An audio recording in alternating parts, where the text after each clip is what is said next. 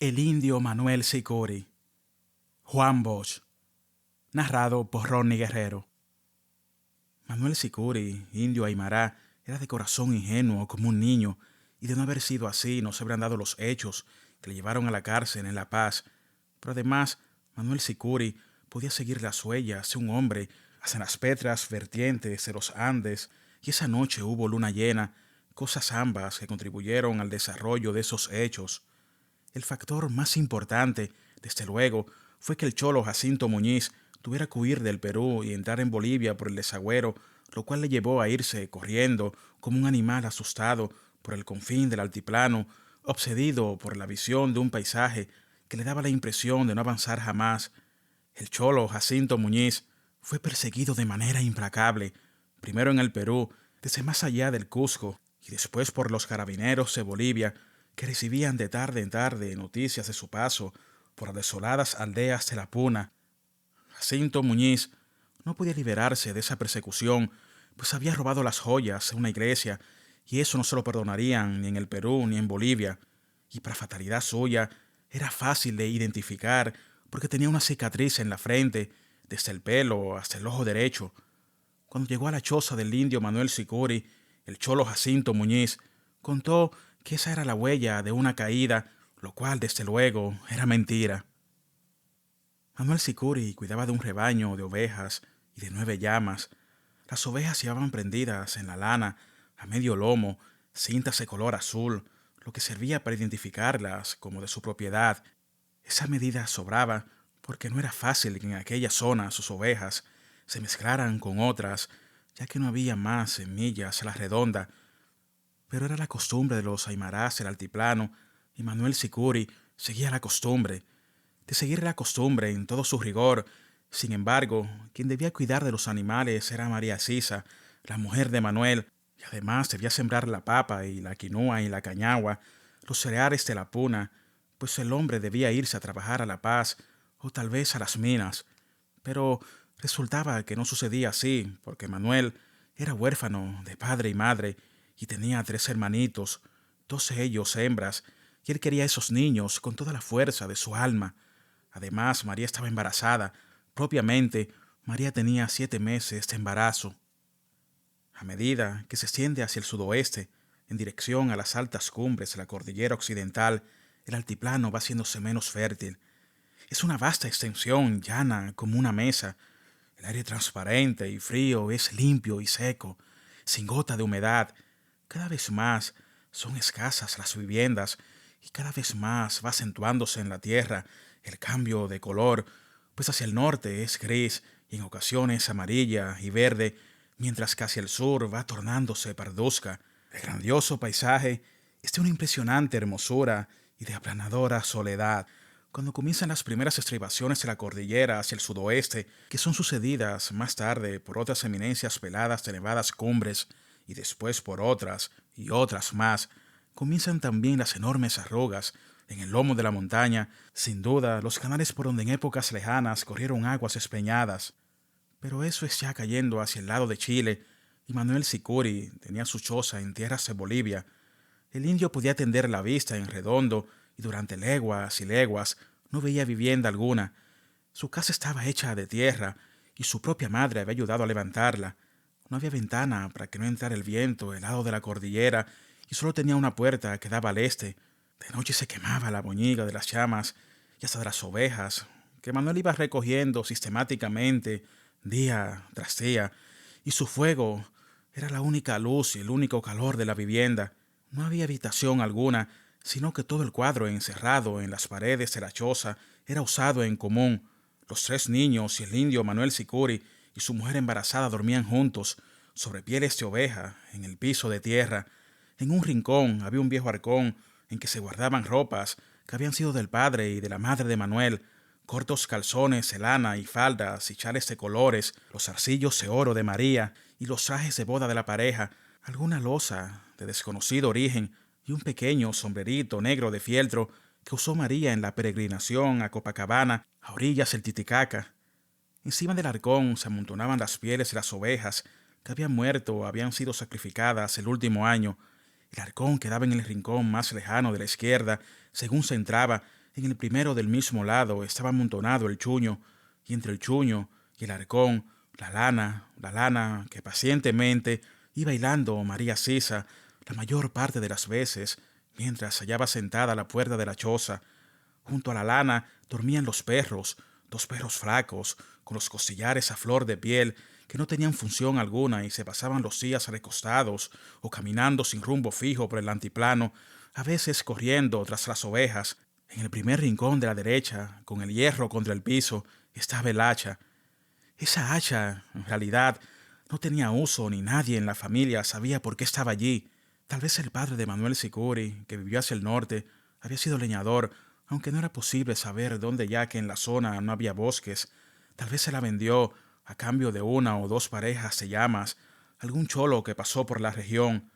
Pero el hacha era reverentemente guardada porque cierta vez, estando Manuel recién nacido, hubo un invierno muy crudo y los pumas bajaron de la cordillera en pos de ovejas.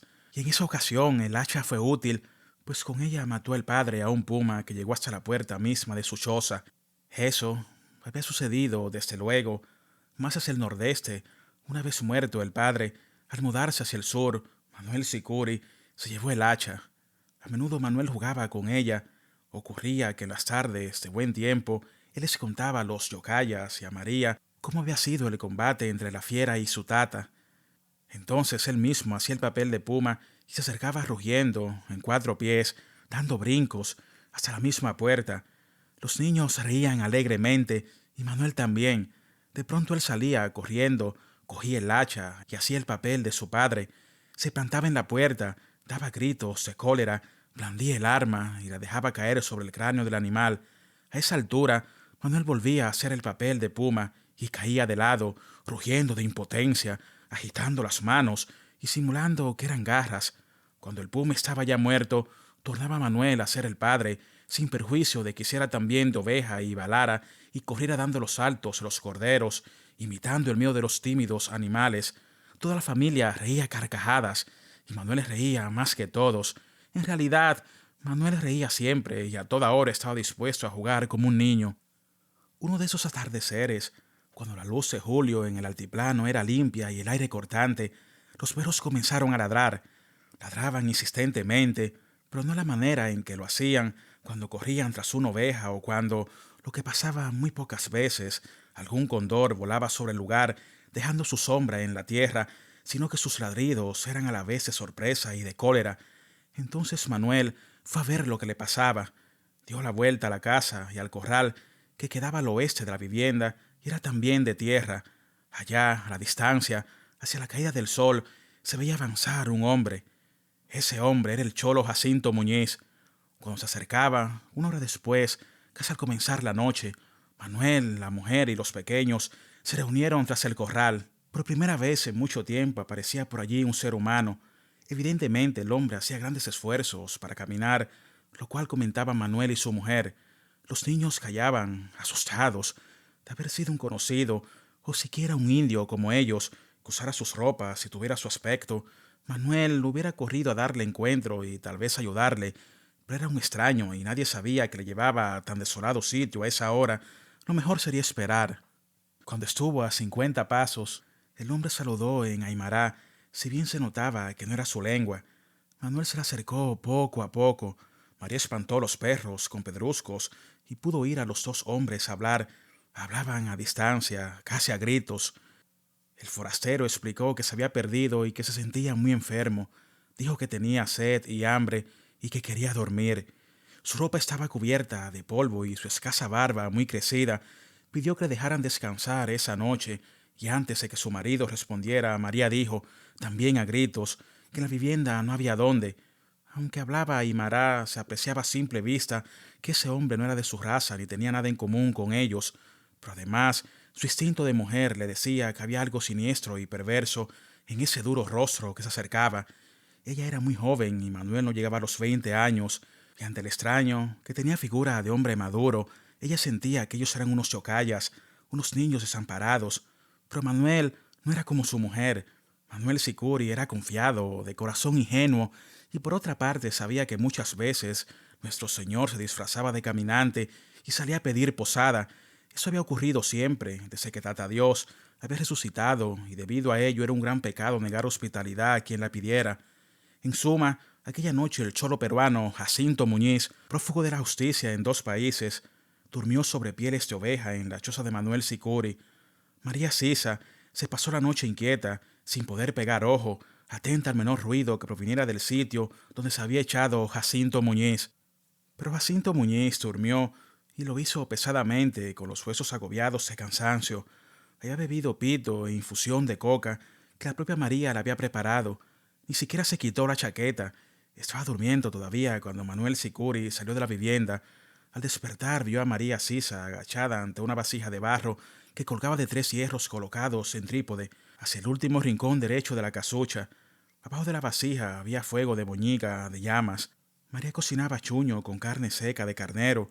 Los 3 niños estaban sentados junto a la puerta, charlando animadamente.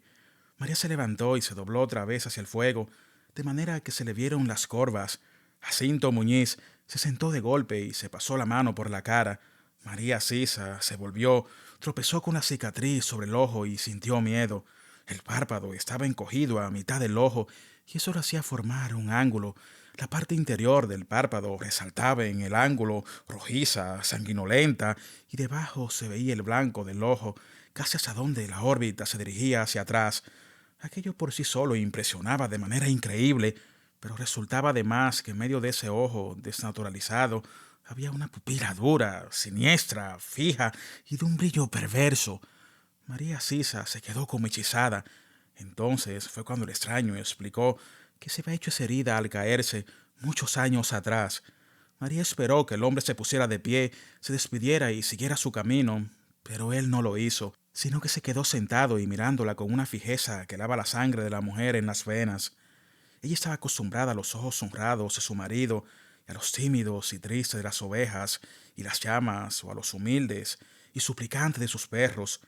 Para disimular su miedo, se dirigió a los niños diciéndoles trivialidades, y su sonora lengua aimara no daba la menor señal de su terror, pero por dentro el pavor la mataba. En cambio, Manuel Sicuri no sintió miedo. Ese día volvió más temprano que otras veces, y al ruido de las ovejas y al ladrido de los perros salió su mujer a decirle, con visible inquietud, que el hombre seguía en la casa y que no había hablado de irse. Manuel Sicuri dijo que ya se iría. Entró, charló con Jacinto Muñiz, como si se tratara de un viejo conocido, y le ofreció coca. Después, sentado en cuclillas, oyó la historia que quiso contarle el peruano. Vengo huyendo de más allá del desagüero, del Perú, explicó señalando vagamente hacia el noroeste, porque el gobierno quería matarme. Un gamonal me quitó la mujer y las tierras, y yo protesté, y por eso quieren matarme. Eso podía entenderlo muy bien Manuel Sicuri. También en Bolivia, durante siglos, a ellos les habían quitado las tierras y las mujeres, y su padre le había contado que cierta vez, cuando todavía no soñaba casarse con su madre, miles de indios corrieron por la puna, en medio de la noche, armados de piedras y palos, en busca de un presidente que huía hacia el Perú, después de haber estado durante años quitándoles las tierras para dárselas a los ricos de La Paz y Cochabamba. Si saben que estoy aquí, me buscan y me matan. Yo me voy a ir tan pronto me sienta bien otra vez. Además, yo voy a pagarte, dijo el peruano. Manuel Sicuri no respondió palabra. No le gustó oír hablar de que le pagaría, pero se lo calló. ¿Y si resultaba que ese hombre, con su terrible aspecto, era el propio nuestro Señor que estaba probando si él cumplía los mandatos de Dios? De manera que se puso a hablar de otras cosas. Dijo que esa noche seguramente habría helada, porque había cambio de luna, de creciente a llena, y la luna llevaba siempre frío. Con efecto, así ocurrió. Manuel oyó varias veces a las ovejas balar y se imaginaba a la puna iluminada en toda su extensión, mientras el helado viento la barría. Muy tarde se quejó uno de los yocayas. Manuel se levantó a abrigar al grupo y el peruano preguntó, en las sombras, qué ocurría. A Manuel le inquietó largo rato la idea de que el peruano no estuviera dormido, pero se abandonó al sueño y ya no despertó hasta el amanecer. El frío era duro y hasta en el horizonte se perdían los reflejos de la escarcha. Había que esperar que el sol estuviera alto para salir. Y como se veía que el día iba a ser brumoso, tal vez de poco ningún sol fuerte, Manuel empezó a llevar afuera las papas de la última cosecha para convertirlas en chuño, deshidratándolas en el hielo. En ese trabajo estaba, a eso de las 7 de la mañana, cuando los perros comenzaron a ladrar mirando hacia el norte. También Manuel miró. Un hombre se veía avanzar, un hombre como él, de su raza. Manuel entró en su casa.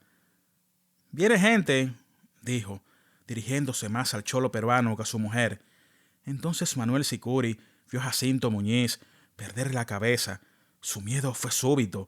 Se levantó de golpe, apoyándose en una mano, y sus negros ojos se volvieron, como los de una llama asustada, a todos los rincones de la choza.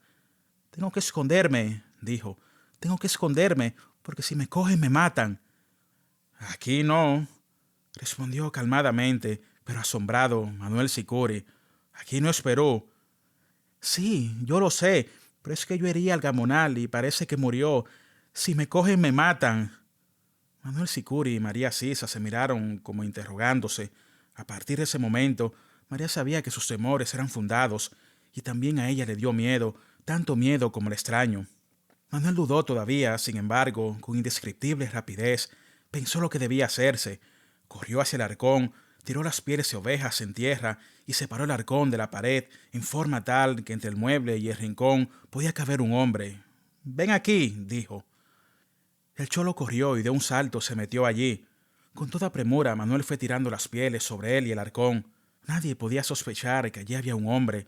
Luego, volviéndose a los niños, que habían visto todo aquello en silencio, les ordenó que se callaran y que a nadie dijera nada. A seguidas volvió a su trabajo afuera, como si no hubiera visto al indio que avanzaba por la alta pampa. Resultó que el hombre era un chasquis, esto es, un correo enviado a recorrer a distantes y perdidas viviendas de esa zona para informar que se buscaba un cholo peruano con una cicatriz en la frente. A juicio del Malco, es decir, del jefe indígena que había mandado al chasquis a ese recorrido, el prófugo buscaba cruzar hacia Chile, pero en vez de dirigirse hacia el sudoeste, desde el último sitio en que se le había visto, caminaba en derechura al sur, lo que indicaba que debía pasar por allí. «No, no ha pasado por aquí», explicó Manuel. El chasquis había sentado en cuclillas y bebía chicha que se guardaba en una vasija de barro. María no hallaba dónde poner los ojos, pero Manuel Sicuri se había vuelto impenetrable. Estaba él también en cuclillas y preguntó al visitante de dónde venía y cuánto hacía que se hallaba en camino y cómo estaban en su casa. Hablaba lentamente, se refirió a la helada y dijo que el invierno iba a ser muy duro. Demoró mucho en esa charla antes de abordar el asunto, pero al fin lo hizo. «¿Por qué buscan a ese peruano?», preguntó. «Robó una iglesia allá en su tierra», dijo el chasquis. «Robó la corona de la Virgen y el cáliz y el manto de Tatica Jesús Nazareno, que tenía oro y piedras finas». Manuel estuvo a punto de venderse. Vio a su mujer mirarle con una fijeza de loca y él mismo sintió que la cabeza le daba vueltas. Tuvo que apoyarse en tierra con una mano, de manera que el cholo Jacinto Muñiz había robado a mamita la Virgen. Pero ya él había dicho que no había pasado por ahí, y decir lo contrario era probablemente buscarse un lío con las autoridades. Con el pretexto de seguir regando las papas en la escarcha, María salió. Manuel pensaba, si digo ahora que está aquí van a llevarme preso por esconderlo. Si no digo nada, tata Dios va a castigarme. Se me morirán las ovejas y las llamas, y tal vez ni nazca mi hijo. No descubría su emoción, no denunciaba su pensamiento, pues seguía con su rostro hermético, sus ojos brillantes, sus rasgos inmóviles, cerrada la boca que era tan propensa a la risa, pero por dentro estaba sufriendo lo indecible. Entonces sucedió lo que más deseaba en tal momento. El chasquis se levantó y dijo que iba a seguir su camino. Y he aquí que sin saber por qué, aunque sin duda llevado a ello por el miedo, Manuel Sicuri se levantó también y explicó que iba a acompañarle. Quería con él hasta una pequeña comunidad de 4 chozas que quedaba casi en las faldas de la cordillera real, cuyas nevadas cumbres se veían en sucesión hacia el este y el sur. Tendría que caminar 3 horas de ida y 3 de vuelta, pero Manuel Sicuri lo haría porque necesitaba saber qué pensaba el chasquis. A lo mejor el chasquis había visto algo, sorprendido una huella, un movimiento sospechoso bajo las pieles de oveja, y se iría sin dar señales de que sabía que el cholo Jacinto Muñiz se hallaba escondido en la casa de Manuel Sicuri. Así, pues, dijo que iría con él, y después de haber caminado unos 5 minutos, dejó al chasquis solo y volvió al trote. «Cuando estemos lejos, a mediodía, sácase ahí al peruano y que se vaya», Dile que ande deprisa y derecho hacia la caída del sol. Por ahí no hay casas ni va a encontrar gente. Esto fue lo que habló con su mujer, pero como el chasquis podía estar mirando, quiso despitarlo y entró a su choza. Después explicó que había vuelto a la vivienda para coger coca y sin más demora emprendió la marcha por la helada puna, en cuya amplitud rodaba sin cesar un viento duro y frío. Así fue como actuó Manuel Sicuri durante esa angustiosa mañana. De manera muy distinta sintió y actuó el cholo peruano Jacinto Muñiz. En el primer momento, cuando supo que llegaba un hombre, el miedo le heló las venas y le impidió hasta pensar. En verdad, solo se le había ocurrido esconderse sin que atinara a saber dónde.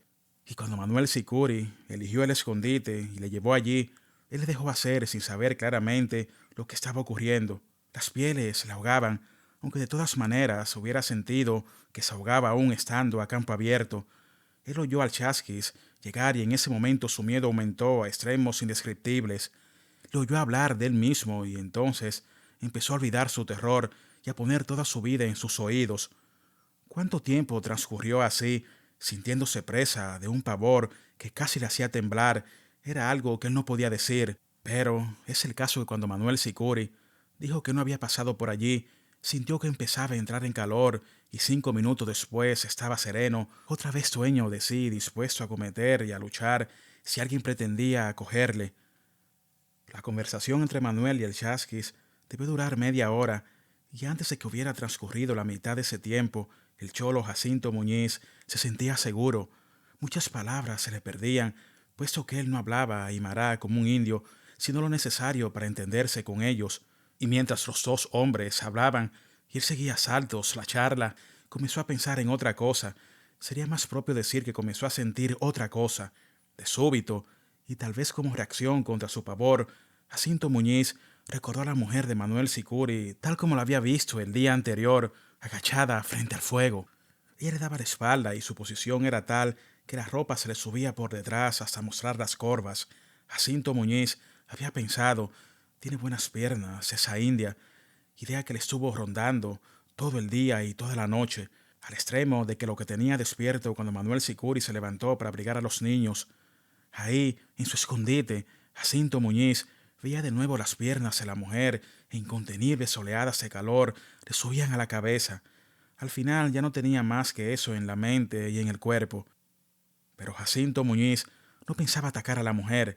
En el fondo de sí mismo lo que le preocupaba era huir, salvarse, alejarse de allí tan pronto como pudiera, sobre todo después de saber que ya la mujer y su marido estaban enterados de cuál había sido su crimen.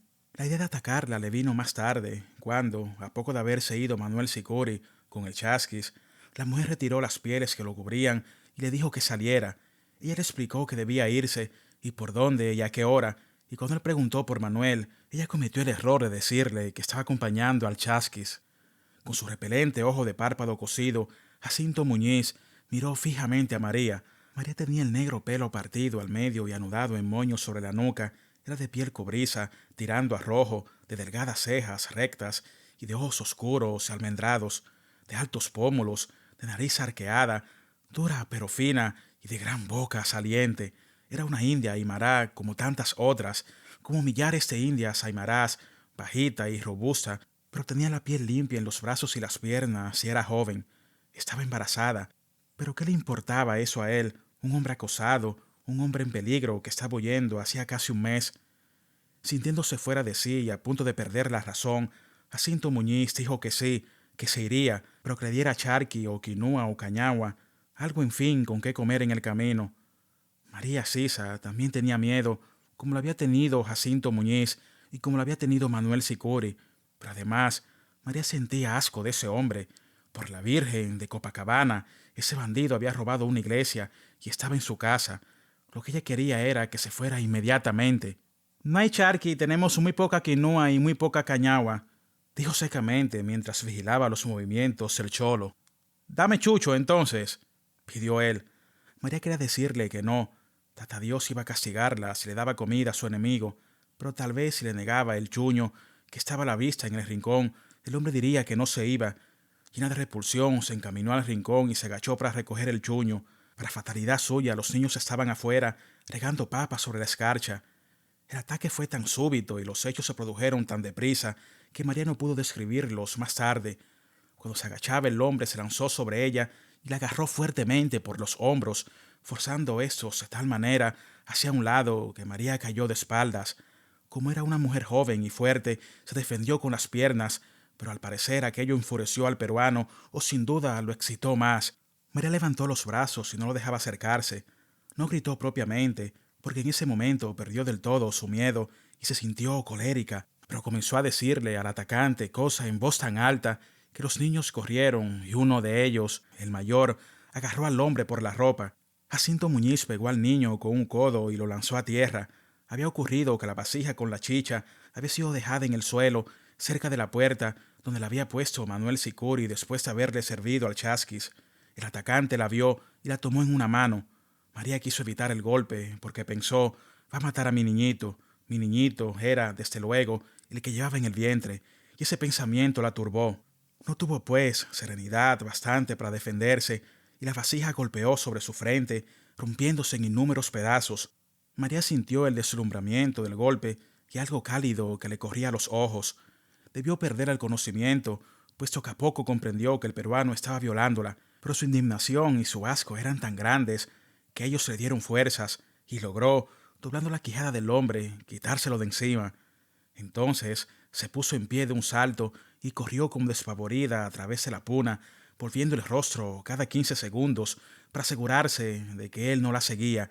El hombre salió a la puerta y comenzó a correr tras ella, pero sucedió que el llanto de los niños, las voces de María y el ruido de la lucha excitaron a los perros y ambos se lanzaron tras Jacinto Muñiz. Este se agachó varias veces para coger piedras y tirárselas a los animales. Estaba como loco y el rojizo párpado levantado se le veía como una brasa en medio de la noche. Comprendió al fin que no podía alcanzar a María Sisa. Volvió entonces a la choza, recogió su sombrero, se llenó los bolsillos de chuño, sacó de las vasijas en que se guardaban coca y lejía y salió de nuevo. Desde lejos, María le vio salir y le vio irse huyendo por detrás del corral, hacia el oeste, a toda carrera, como espantado por algún enemigo invisible. En el día sin sol, pero sin niebla, su figura se fue alejando, tornándose cada vez más pequeña, mientras la mujer lloraba de miedo y de vergüenza, sin atreverse a volver a su choza. Todavía le quedaban a María Sisa, y sin duda también a los niños, si bien tal vez ellos no comprendían lo sucedido a pesar de que veían a María sangrando por la frente unas 5 horas de angustia antes de que volviera Manuel Sicuri. Pero ocurrió que Manuel retornó antes. Llevaba 2 horas de marcha junto al chasquis y estaba ya seguro de que éste no tenía sospechas de que el peruano se encontraba en su casa, cuando le dio al propio chasquis por decir que quizás sería bueno que él volviera a su vivienda. Tu mujer y los niños están solos, y ese mal hombre puede llegar allá. Estuvo preso en su tierra por una muerte, me dijo el Malcu, y a eso se debe que tenga una cicatriz sobre el ojo. ¿Sí? Manuel Sicuri se quedó mirando al chasquis. Este no era capaz de adivinar lo que estaba pasando en tal momento por la cabeza de Manuel Sicuri. Jacinto Muñiz estaba en su casa y seguramente había oído desde su escondite cuánto ellos hablaron. Tal vez le diera miedo a Jacinto Muñiz, y por miedo de que le denunciaron matar a María y a los chocayas. Era un hijo del demonio el hombre que había robado la corona de mamita. ¿Qué no sería capaz de hacer? Sí, dijo Manuel Sicuri. Hablas bien, chasquis. Yo me devuelvo. Se devolvió, pero no podía caminar a su paso normal. Algo le hacía correr a trote corto, algo que él no quería definir. Podía ser temor a Tata Dios. Quizá Tata Dios iba a ponerse bravo con él por haber dado auxilio al cholo. Podía ser un oscuro sentimiento con respecto a María. No le había gustado el extranjero y se lo había dicho. ¿Qué hacía Jacinto Muñiz despierto a medianoche? Por momentos, el indio Manuel Sicuri aumentaba la velocidad de su trote. Iba siguiendo sus propias huellas y las del chasquis, a veces desaparecidas, donde había muchas piedras, esas menudas y abundantes piedras del altiplano y, a trechos grabadas en el polvo o en las plantitas rastreras que quedaban aplastadas durante largo tiempo después de haber sido pisadas. El día iba aclarando lentamente, de manera que de vez en cuando él podía ver su sombra, una sombra vaga, y calcular la hora. Era bastante más allá del mediodía. El viento seguía fuerte y frío, pero el trote le producía calor. Poco a poco, a fuerza de atender a la regularidad de su paso, Manuel Sicuri fue dejando de pensar. Pasada la primera hora de marcha, alcanzó a ver su casa. Se veía como de humo, perdida en el horizonte y muy pequeña. No había nadie cerca, no se distinguían ni las llamas, ni las ovejas, ni a María. Tal vez nada había sucedido. Mantuvo su paso. Lentamente la choza fue destacándose y creciendo, y la puna ampliándose, a la vez que la luz iba aumentando y los nacientes colores de la tierra, muy débiles de por sí, iban cobrando seguridad. Oyó los perros ladrar y después los vio correr hacia él. Cuando llegó a la puerta iba a reírse contento, pues nada había ocurrido. María estaba en cuclillas, de espaldas, y los niños, silenciosos, se agrupaban en un rincón. Pero entonces María volvió el rostro y Manuel Sicuri vio la herida en su frente. ¿Cómo fue?, preguntó. Su mujer empezó a llorar sin hacer gesto alguno. ¿El peruano? ¿Fue el peruano? Ella dijo que sí con la cabeza. Después, secándose las lágrimas, se puso a relatar el atropello. Los niños la oían sin moverse de su rincón. Al principio, Manuel oyó a María sin decir palabra, pero el aspecto que iba cobrando su rostro denunciaba fácilmente lo que sucedía en su interior. Comenzó como si un golpe lo hubiera atontado. Después los ojos se le fueron transformando y cobrando un brillo metálico que nunca antes habían tenido. La boca se le endurecía segundo a segundo. María Sisa contaba y contaba con sus rutilantes y cortantes palabras aymarás, sin alzar la voz, gesticulando a veces, señalando de pronto el rincón de los chuños donde había sido atacada. Llevaba todavía la palabra cuando Manuel Sicuri vio el hacha, aquella hacha con que su padre había dado muerte al puma, y dejó a María Sisa con la palabra en la boca antes de que se acercara al final del relato. De un salto, Manuel Sicuri corrió al rincón y cogió el hacha. ¿Por dónde se fue? ¿Por dónde se fue?, preguntaba el indio con la ansiedad del perro de caza que ha olfateado en el aire la presencia de la pieza. Entonces el mayor de los chocallas, que había estado silencioso, intervino para señalar con su bracito mientras decía que hacia allá, hacia la cordillera occidental. Manuel se echó el hacha al hombro y corrió, dio la vuelta a la vivienda, pasó tras el corral, se detuvo un momento para reconocer las huellas y emprendió de nuevo el trote. Ya no perdería las huellas ni durante un minuto. De nada valió que María Sisa corriera tras él y le llamara a voces. Animados como si se tratara de un juego, los perros corrieron también, soltando ladridos, pero no tardaron en regresar. Por la alta planicie, a esa hora iluminada, en toda su extensión por el sol del invierno, se perdió Manuel Sicuri tras las huellas de Jacinto Muñiz. A la caída de la tarde alcanzó a ver una figura moviéndose en la lejanía. Pronto iba a oscurecer, pero sin duda que ya estaba subiendo, tras las faldas de la cordillera, la enorme luna llena, la clara, la casi blanca luna llena invernal. Así, aquel hombre que marchaba penosamente hacia el oeste no se le perdería en las sombras. No tenía hacia dónde ir que él no le viera. No había una casa, no había un árbol, no había una cañada en toda la extensión, ni a derecha, ni a izquierda, ni hacia atrás, ni hacia adelante. No había repliegue de terreno que pudiera ocultarlo. No había piedras grandes, ni colinas, y ni siquiera pajonales en la dilatada llanura. No había gente que le diera amparo, ni animales entre los que ocultarse. Podía huir si se le veía, pero acabaría cansándose, y él, Manuel Sicuri, no se cansaría. Un indio aymará no se cansa a la hora de hacerse justicia. Puede esperar días y días, meses y meses, años y años, y no se apresurará, no cambia su naturaleza, no da siquiera señales de su cólera. No descansa y no se cansa. Aquel hombre era el cholo Jacinto Muñiz. Aquel hijo del demonio había muerto a otros hombres y había robado a Mamita la Virgen y a Tatica Dios el Nazareno. Aquel salvaje había atropellado a María Sisa, su mujer, que esperaba un niño suyo, un varoncito como él. Nadie podría salvar a Jacinto Muñiz, y a fin de evitar que mientras la luna subía y aclaraba la llanura, el cholo peruano aprovechara la oscuridad para cambiar de dirección, Manuel Sicuri apresuró el paso con el propósito de alcanzarle pronto. En verdad, Jacinto Muñiz se sentía ya a salvo. Su plan era caminar toda esa noche. No se cansaría porque llevaba buena provisión de coca para mascar y la coca le evitaría el cansancio. Aprovecharía la luna y marcharía derecho hacia la cordillera. Allí podría haber casas, tal vez algunas comunidades aymarás, y sin duda habrían enviado a ellas también chasquis anunciando su probable llegada, y ahora tenía encima dos celitos, uno en el Perú, el otro en Bolivia. Fue afortunado porque María Sisa no había muerto. Sin embargo, la había atacado y ya debía saberlo su marido y probablemente también el chasquis se había vuelto con él. De haber casas en las cercanías de la cordillera, él las alcanzaría a ver con tiempo antes del amanecer, puesto que la luna alumbraría toda la noche. En ese caso su plan era torcer rumbo al sur, lo más al sur que pudiera, hasta alcanzar un paso hacia Chile.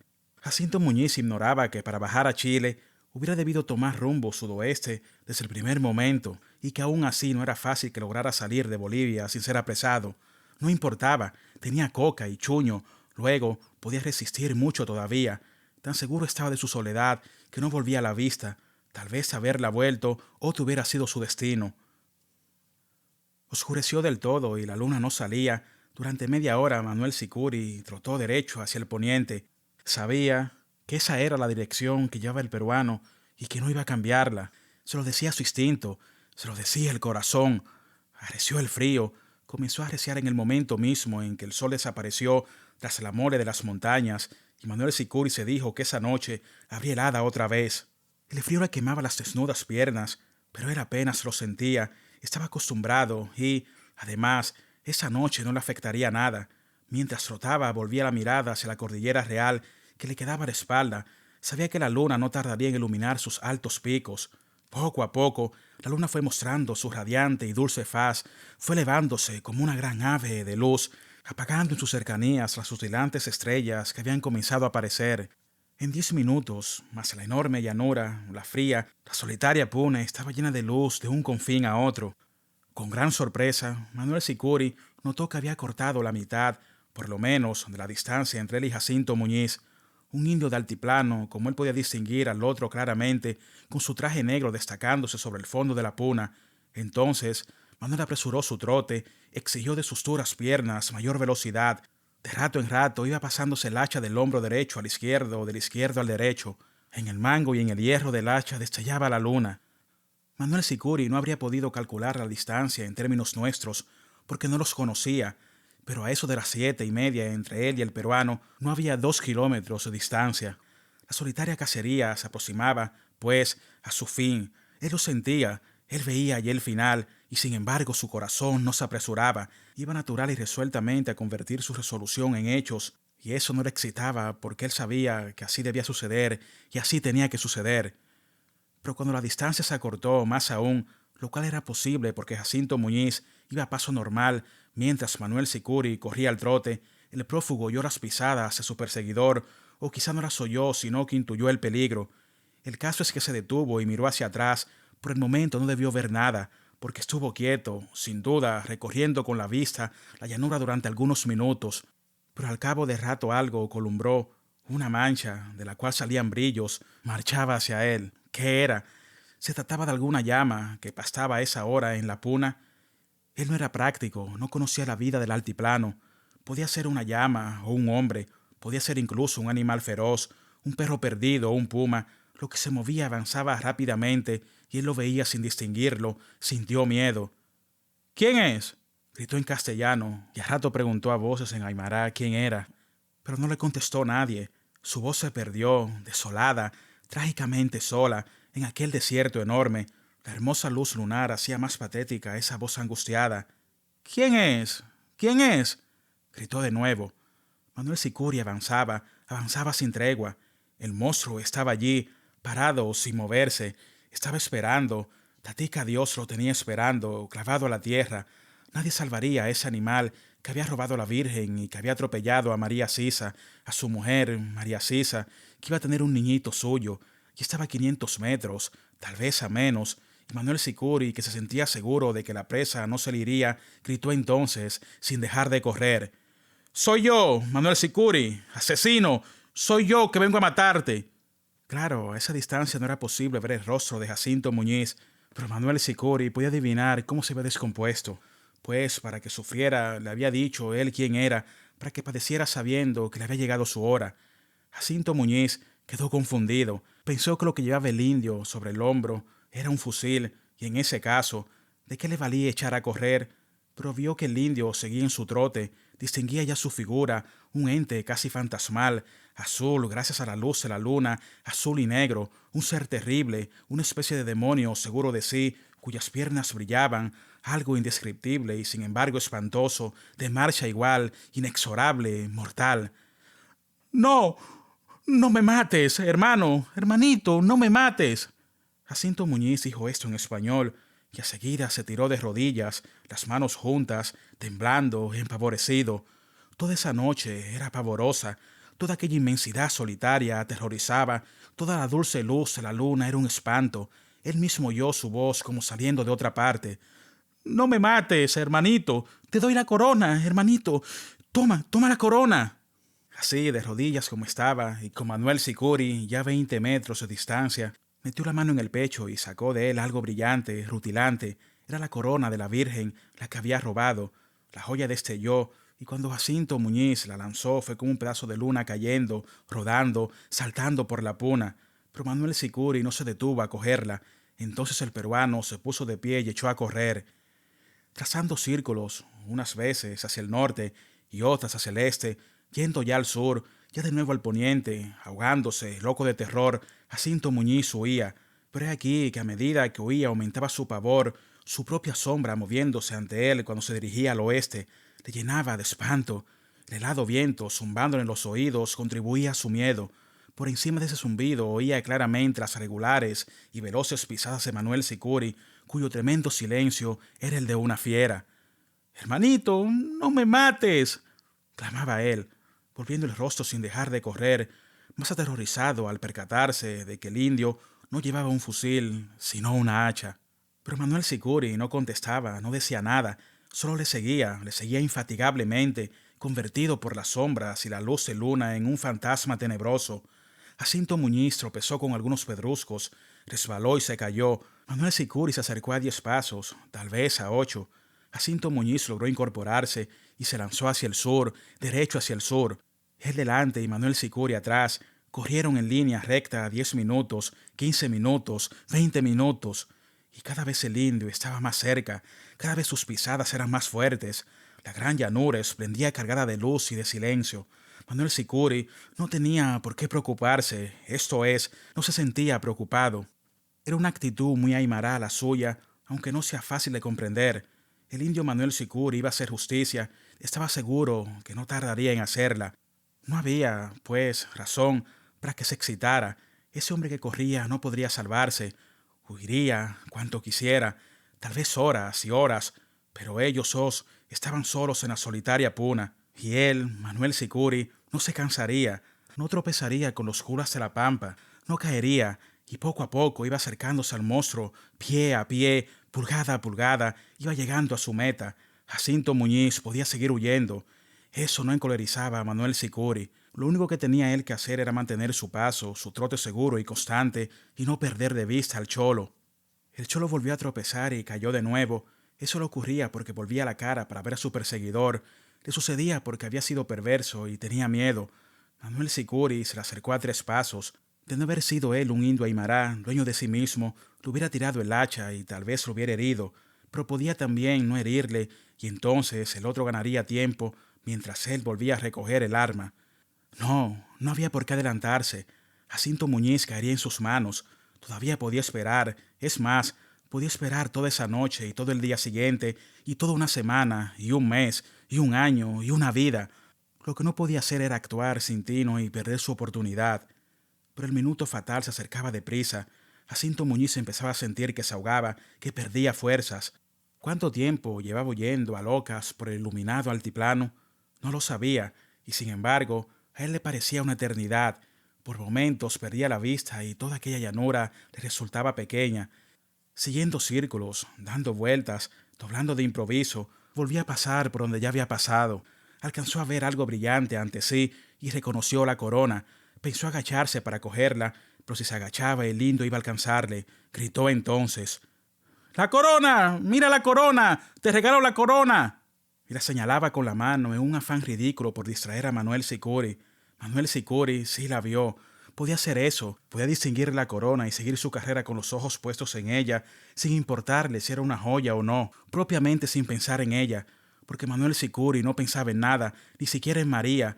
Ya había pensado cuando cogió el hacha al salir de su casa. Lo que tenía que hacer ahora no era pensar, sino actuar. De manera inapreciable, la luna había ido ascendiendo por un cielo brillante que el aire frío iba limpiando. Subía y subía mientras abajo los 2 hombres corrían. Al fin, a eso de las 10, Manuel Sicuri se hallaba a un paso de Jacinto Muñiz, pero ni aún en tal momento pensó estirar los brazos y usar su hacha. Todavía no. Era necesario estar seguro, golpear firme.